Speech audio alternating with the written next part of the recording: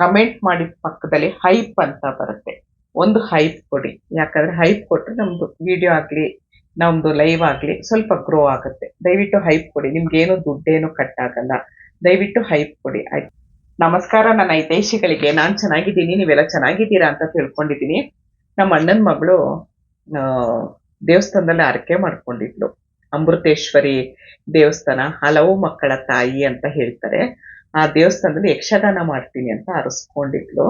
ಅದನ್ನ ಮೊನ್ನೆ ಮಾಡಿಸ್ಕೊಂಡು ಬಂದ್ಲು. ನಾನು ಒಂದು ವಿಡಿಯೋ ಮಾಡ್ಕೊಂಡು ಬಾಣ ಅಂತ ಹೇಳಿದ್ದೆ. ಯಾಕಂದ್ರೆ ಅಣ್ಣನ ಜೊತೆ ನಾನು ಹೋಗ್ಬೇಕಿತ್ತು. ನನಗೆ ತುಂಬಾ ಬಿಸ್ನೆಸ್ದು ಜಾಸ್ತಿ ಕೆಲಸ ಇತ್ತು, ತುಂಬಾ ಆರ್ಡರ್ ಇತ್ತು.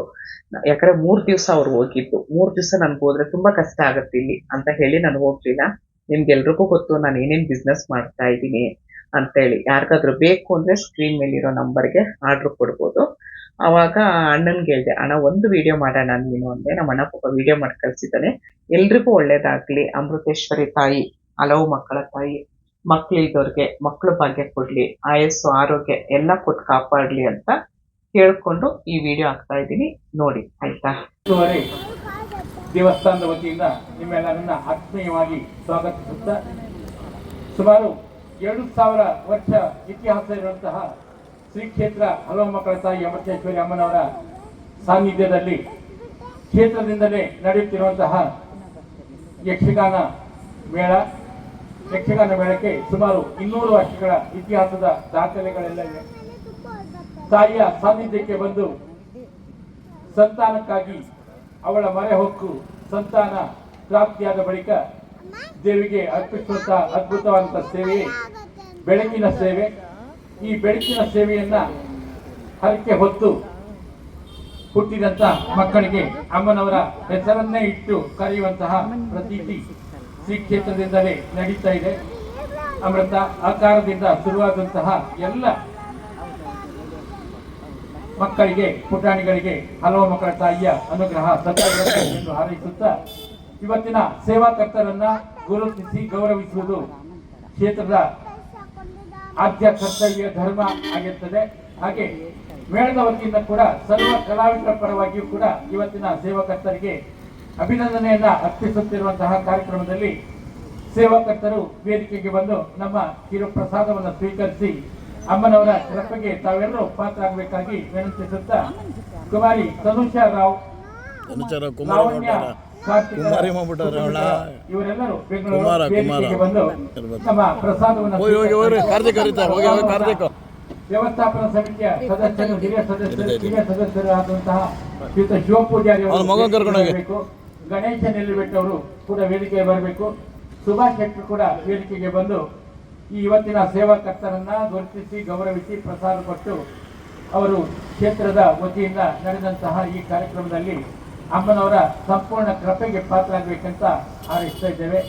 ದಯಮಾಡಿ ತನುಷಾ ರಾವ್, ಲಾವಣ್ಯ, ಕಾರ್ತಿಕರು ಮತ್ತು ಕುಟುಂಬಿಕರು ವೇದಿಕೆಗೆ ಬಂದು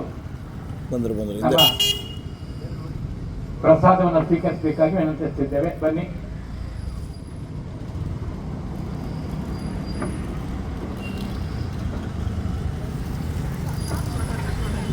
ವಿಡಿಯೋ ತೆಗಿತಾ ಇದ್ದೀನಿ. ವಿಡಿಯೋ ಅದರಲ್ಲೇ ವಿಡಿಯೋ ಮಾಡ್ಬೋದಲ್ಲ, ವಿಡಿಯೋದಲ್ಲೇ ಕ್ಲೀನಾಗಿ ಕಾಣ್ತಾ ಇದೆ ಬಿಡ. ಇರಲಿ, ಏನೂ ಮಾಡೋಕ್ಕಾಗಲ್ಲ.